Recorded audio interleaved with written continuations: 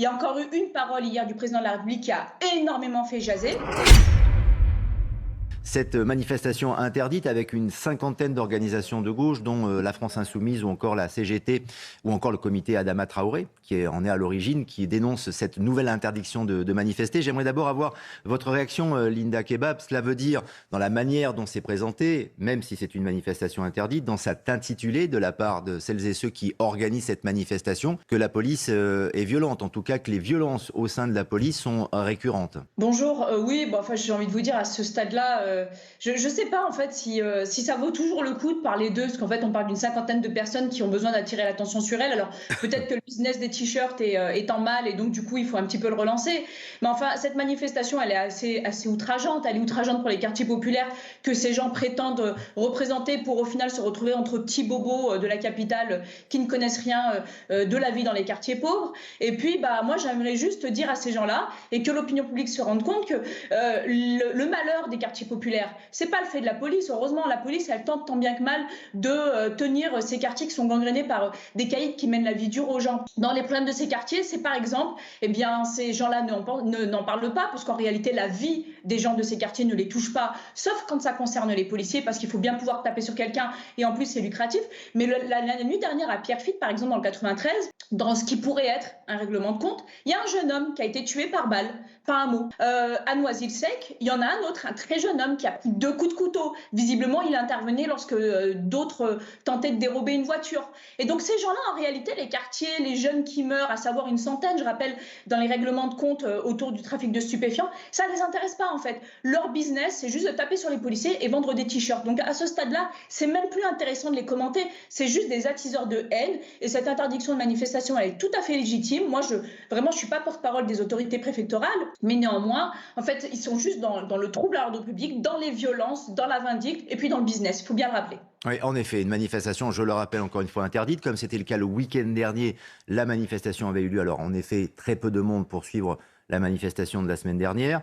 Apparemment, pour celle d'aujourd'hui, c'est le cas. Mais ce que dénoncent ces manifestants, en tout cas le comité Linda Kebab, ce sont évidemment les violences policières, c'est comme ça qu'ils les intitulent. C'est la manière aussi d'agir, la répression, le comportement des policiers au moment d'appréhender des fauteurs de troubles. C'est ça qui est pointé du doigt. Oui, en fait, on est l'avocat de l'individu qu'on a bien envie de défendre. En réalité, c'est juste une manifestation pour les délinquants, les criminels, les fauteurs de troubles, les personnes qui dégradent, qui brûlent les voitures de pauvres gens, qui brûlent les bus des mamans qui n'ont plus les moyens d'aller au marché, des papas qui n'ont plus les moyens d'aller travailler. En réalité, c'est une manifestation en faveur de ces gens-là. Franchement, on choisit sa cause et ses valeurs, et j'ose croire que nos concitoyens ont quand même conscience qu'aujourd'hui, comme je vous l'ai dit, nos collègues tentent tant bien que mal dans des quartiers très pauvres, où il n'y a pas forcément de service public à la hauteur, eh bien de jouer le rôle d'un petit peu de tout, c'est-à-dire le dialogue, la répression, la lutte contre le trafic de stupes, souvent l'assistante sociale, l'admonestation des enfants dont les parents sont démissionnaires ou parfois complices. Et donc en fait cette manifestation c'est juste une injure. S'ils laissaient faire la justice, si vraiment ils voulaient justice, parce qu'en fait c'est souvent le mot on entend scander dans ce type de manifestation, ils laisseraient faire. C'est pas une manifestation qui réclame justice, c'est une manifestation qui réclame vengeance. C'est une manifestation de gens qui ne veulent que de la tête de policiers sur des plateaux, c'est tout. Donc en réalité il n'y a même pas à commenter. Moi aujourd'hui je ne serai pas dans mon rôle de représentant du personnel, et je profite d'être sur votre antenne pour vous dire qu'en réalité le mal qui ronge aujourd'hui dans la police, c'est le mal-être des policiers. Ces gens-là ajoutent en fait au syndrome de citadelle assiégée dont sont victimes nos collègues. Et aujourd'hui nos collègues ils sont extrêmement au plus mal. Je vous dis très sincèrement, je vous révèle quelque chose, il y a une fronde qui se prépare dans les rangs de la police, et je ne serai pas dans mon rôle si je ne vous le disais pas. Il y a des paroles politiques qui ont énormément blessé ces dernières semaines. Il y a encore eu une parole hier du président de la République qui a énormément fait jaser. Et une fois encore, c'est notre organisation syndicale qui profite, et je vous en remercie, de quelques minutes sur votre antenne pour vous dire que lorsque le président de la République a eu des propos au moment de l'affaire de Nanterre, à savoir que le tir du collègue était inexcusable, nous sommes la seule organisation syndicale par la voix de mon secrétaire général à avoir dit qu'il y avait une rupture de confiance entre le président de la République et nos collègues. À nouveau, il y a des paroles du président de la République qui ont été tenues hier en parlant de conneries, toujours pour qualifier et parler des événements de Nanterre, enfin du tir de Nanterre. Et ben moi je vais vous dire encore une fois, et on sera la seule organisation syndicale à vous le dire parce qu'on n'est pas un feu idéopolitique, eh bien ces propos sont en train de faire énormément de mal chez les policiers. Il y a une fronde qui se prépare.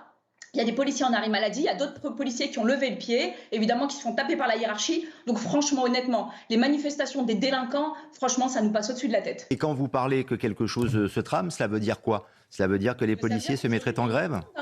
Aujourd'hui, il y a une fronde. En tant que représentant du personnel, vous doutez bien qu'on a une collecte en direct du ressentiment des collègues. Ce n'est pas un sentiment d'abandon. Là, clairement, c'est de l'abandon. Moi, je veux juste...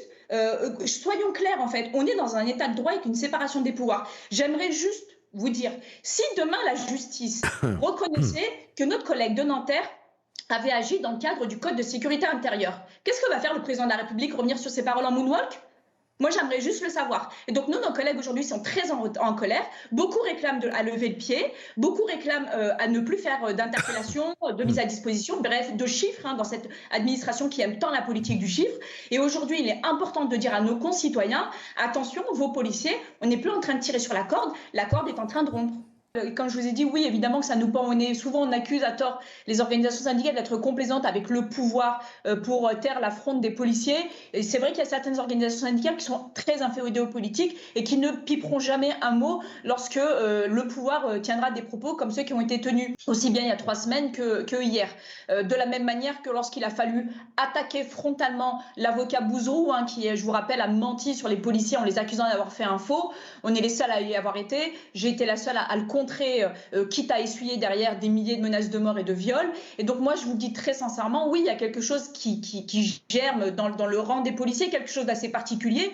Nous, on n'a pas vocation à taire cette colère, on a vocation à la faire s'exprimer et à faire en sorte que les collègues soient enfin entendus. Et je vous dis très sincèrement, il y a déjà eu des sections, des unités qui sont en arrêt maladie parce qu'il y a des burn-out qui ne sont plus supportés et les paroles politiques de ces derniers jours ont ajouté du feu et donc des collègues sont aujourd'hui, des unités complètes sont en arrêt maladie. Des unités complètes ont levé le pied, d'autres ont fait des rapports pour dire qu'elles souhaitaient déposer leurs armes au service et ne plus en faire usage au risque d'être encore, de se retrouver en détention provisoire, puisque je rappelle juste que le policier est traité comme un criminel dès lors qu'il fait usage de son arme, comme si en fait le fait d'avoir une arme à la ceinture, à notre ceinture, c'était dans l'intention de braquer. On oublie complètement qu'à la base c'est juste pour protéger la population.